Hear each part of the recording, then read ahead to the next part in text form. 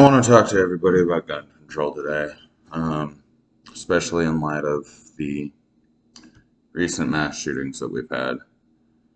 Um, it, there's a lot of things being said about the different kinds of guns being used, the people committing these crimes, how they acquired these guns, and all that other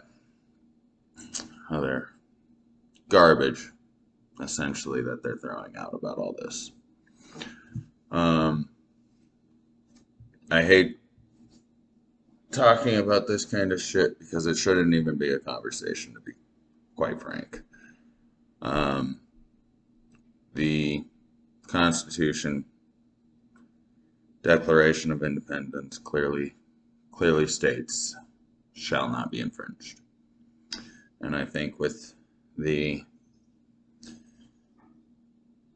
all the different gun laws already in place, from the all the way from the federal assault weapons ban that was placed in 1994, which banned burst rifles and fully automatic rifles, which those are technically assault weapons, if you want to even consider them that. And clearly that didn't do anything. It just made it impossible for citizens to own fully automatic rifles or burst rifles as a regular citizen. Clearly, criminals don't give a shit about this because they will use whatever else they have. I'm going to try and stick towards my local area here in Colorado. I want to focus on the gun laws in place here and hopefully educate people here in this state as to why these gun laws are, one, infringements on our constitutional rights, and two, why they're not doing anything and why they won't do anything. Boulder County being example number one. There was the King Soopers shooting, and let me look at the actual stats of that one.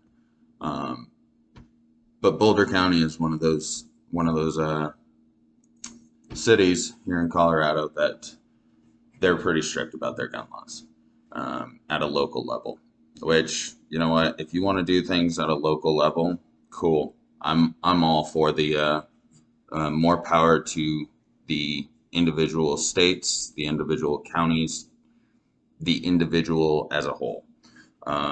This big government,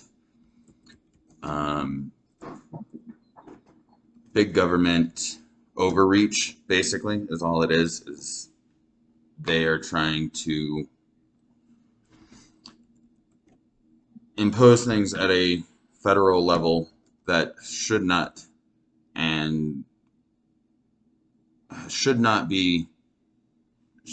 be played with. And I don't even think it should be played with at a local level. But if you're going to do it at a local level, not a federal level.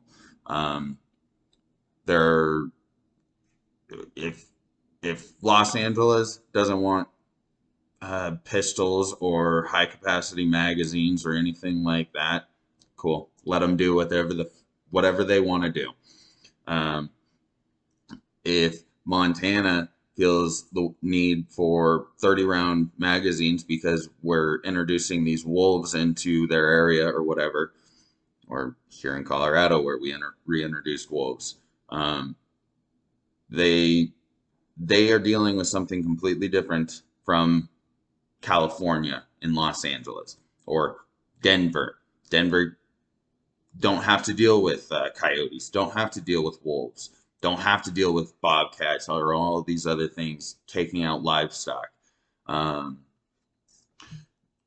it is absolutely absurd that the federal government makes these wide sweeping laws um, that affect nobody in this state over here, but then this rural county, rural state, they're faced with the same restrictions, same everything, even though they have two homicides in the span of 5 years. It doesn't make any sense to do any kind of gun reform or anything at the federal level. It's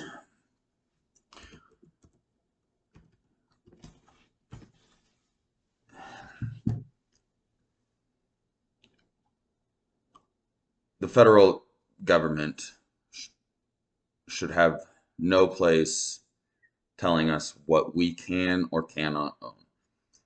The same people that run the military, fund the military, um, are going to tell us that we can't own certain rifles, certain magazines, certain weapons in general. And then they're allowed to have drones that can take you out from 25 miles up, just kidding, 25 miles away with somebody working in Nevada. Okay. It, me personally, every citizen should be allowed to own whatever the hell they can afford. If they can afford a tank, let them own a tank. If they can afford a F-16 fighter jet, let them own an F-15 fighter jet. I don't really care. Second Amendment says right to bear arms shall not be infringed. Okay? As far as I'm concerned, any arms that the United States military can have, and not even the United States military, okay? Any weapons that foreign adversaries capable of a mainland invasion, I want to be able to have whatever weapons they have. I want to be able to have the same weapons as the Taliban got during this Afghanistan withdrawal. I mean, come on, they got Apache helicopters and Humvees and all kinds of NVGs and all kinds of stuff. Okay, $80 billion worth of arms, actually, if I remember correctly. And so why can these terrorists have the same arms as our U.S. military, but U.S. citizens can't? Why can uh, our government send $40 billion in aid, which means arms, tanks, missiles, whole 9 yards for Ukraine, but we can't own those types of weapons here in the States? Why is it good for one but not the other? Why can these elected officials have armed security who I guarantee you have fully automatic subcompact rifles, fully automatic subcompact small caliber pistol rifles? I guarantee you they have way more than 10 rounds in those magazines. It, why is it good for one but not the other?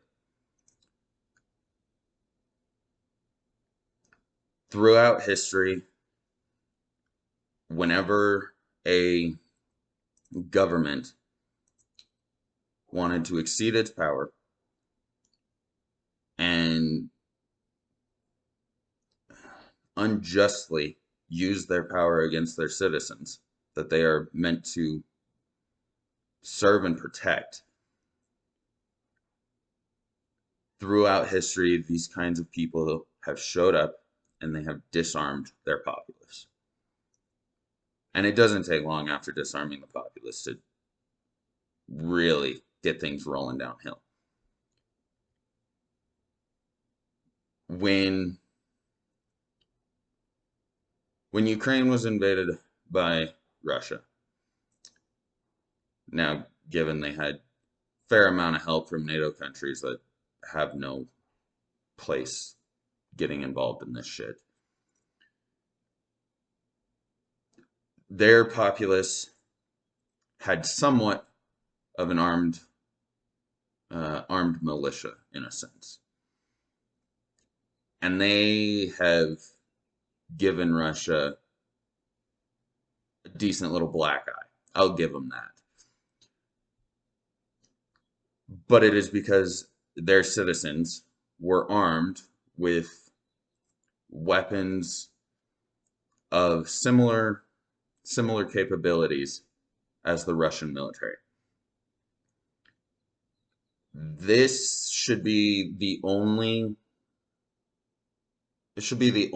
example I need as to why US citizens should have the ability and the right to arm themselves in whatever way they see fit. This is at a global level in the idea of absolute worst case scenario. Okay, either our government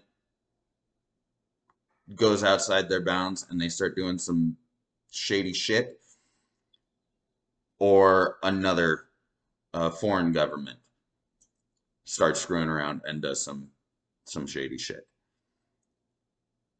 We as American citizens need to be able to be on the same playing field, or a level playing field. Because when there isn't a level playing field, one side is going to ultimately win. And when the population is unarmed, it is not the population that is going to win that fight. When the population is somewhat armed, like Ukraine,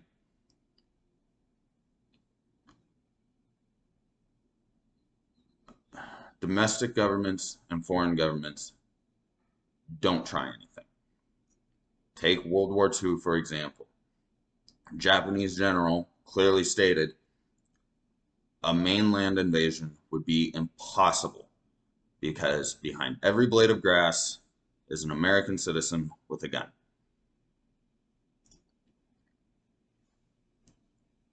That is the only thing keeping the states safe from anything outside of our borders, is the fact that these governments know that the populace is armed probably better than most countries' military.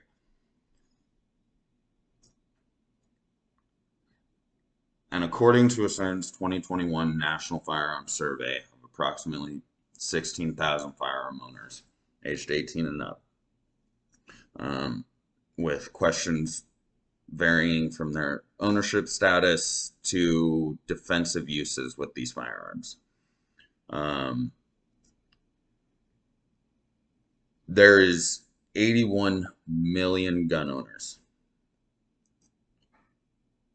There's 330 roughly million people that live in the United States, according to the census of 2021.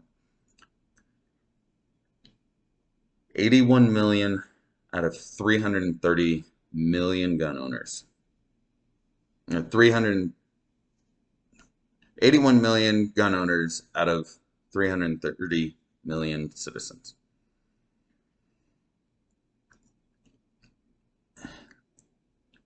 There are so many law-abiding citizens with registered firearms, which is absolutely absurd. There should be no registration. There should be, in my opinion, nothing. But there's 81 million legal gun owners in this country. Okay. Most common gun that these people have is going to be a handgun.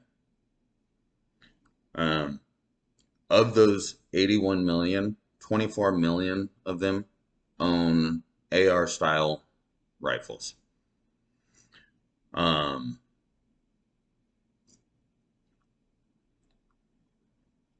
and of those 24 million, 48% own magazines that hold over 10 rounds. Again, the magazine capacity, it's absurd. There's not that is just one of the dumbest laws, okay? This magazine restriction, because there are plenty of crazy people who go around with a 12 round magazine in a pistol and do just as much damage as somebody with a 10 round AR. If somebody wants to do damage and they want to create chaos, they're going to create chaos with whatever they have. If they're a criminal, they're going to get whatever guns or whatever magazines that they want, because they're not going to follow the laws because they're a criminal. Laws don't stop criminals. Laws restrict and target law-abiding citizens.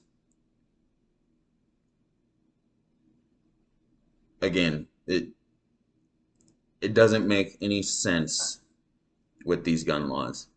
These, like, let's just take Chicago, for example. Okay, Chicago is one of the cities with the strictest gun laws in the country. Ranks up there with good old New York and California. Okay, Chicago, on a regular basis, a weekly basis, they have mass shootings. On a weekly basis. Okay, in 2021 alone, they had 3,561 shooting incidents. 3,500 in the strictest, one of the strictest cities in the country. They had 3,500 shooting incidences. If gun laws were working, I feel like that'd be a much lower number, and I feel like they wouldn't have 797 murders in the year of 2021.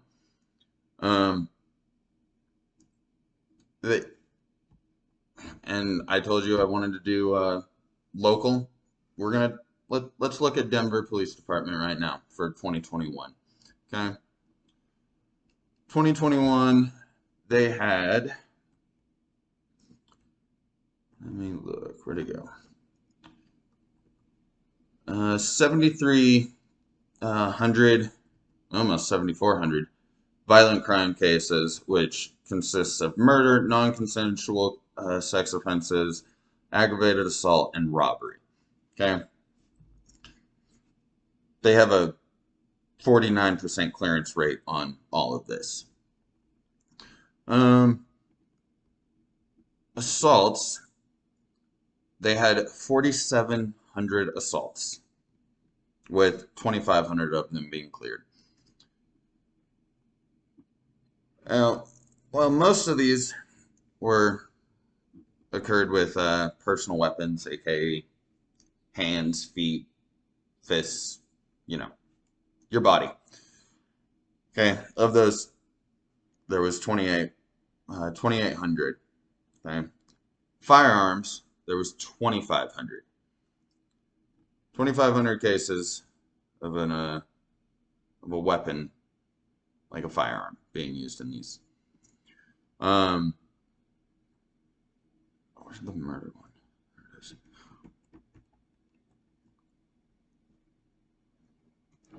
there was 86 murders with a firearm in the year of 2021, according to the Colorado Crime Stats.state.co.us. 86. Again, one of the strictest, actually here in Colorado, it is the strictest county is Denver County. You cannot open carry. Most places in Denver, you can't even concealed carry. Denver is something else. I used to enjoy Denver. I really did. I used to spend every weekend down in Denver. Um, saw some crazy things happen in Denver that I never seen anywhere else in the state of Colorado. Denver is it's a shit show. That's the easiest way to say it. There is robberies, there is drug use just blatantly out in the streets. There's a homelessness problem just rampant right now. There is just all of this stuff happening with um,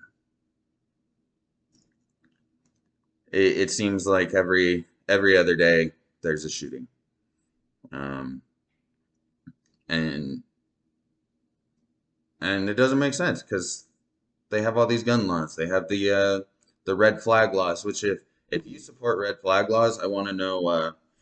I want to ask if you support stop and frisk law also, because red flag laws is just stop and frisk on steroids. That is all it is. Because all it takes is a disgruntled ex or disgruntled family member to say you are off your rocker and a danger to yourself or somebody else, and they own a firearm, and then you have DPD knocking on your door, taking you and putting you on a 72-hour hold while they take all your firearms, and then you have to prove to them that you're not crazy and that you aren't a risk to yourself or anybody else.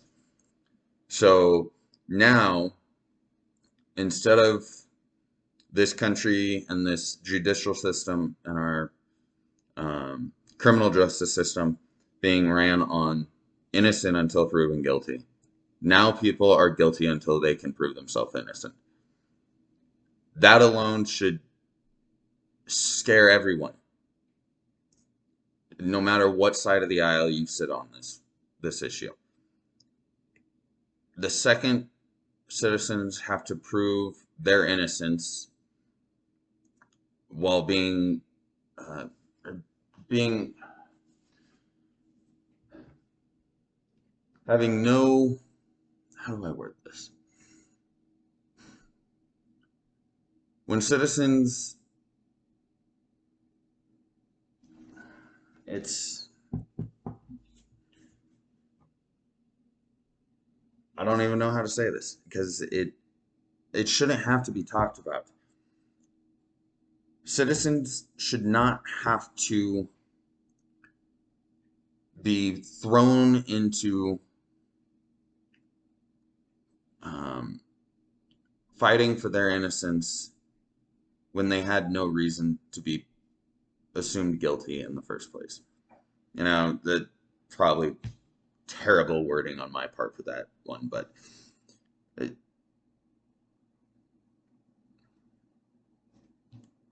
it's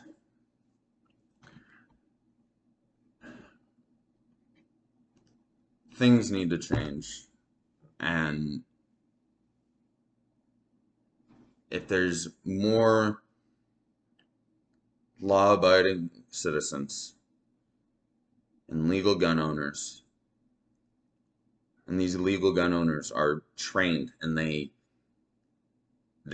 go to the range every weekend, they know their their weapon front to back, top to bottom, inside out, I promise you, those people are going to be a lot more helpful when these shooting incidents occur, because they're there and that's it. And they're there in the moment that stuff is happening.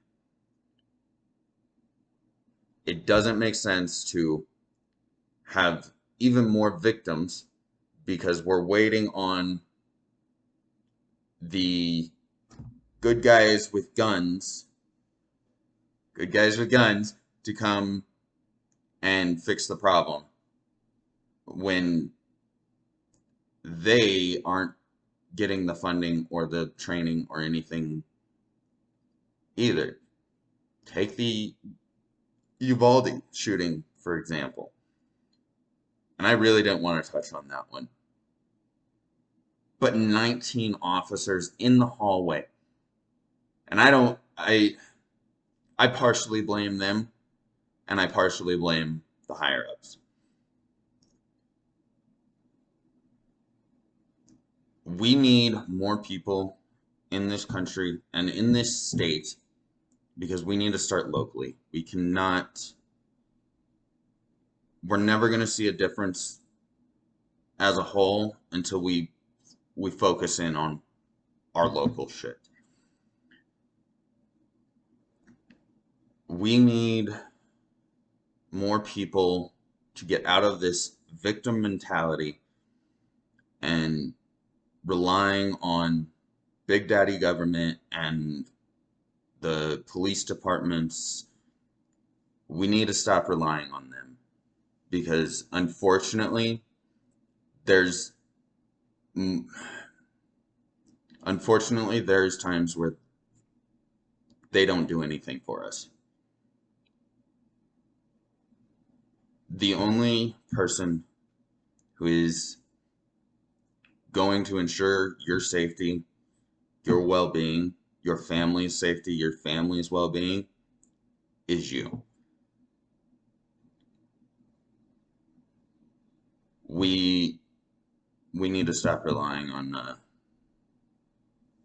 these outside sources. And if you like this video, go ahead and leave a like. If you want to see something, some more, go ahead and share. And we'll see if I don't talk about another hot button issue here in the beautiful state of Colorado next episode. Thank you.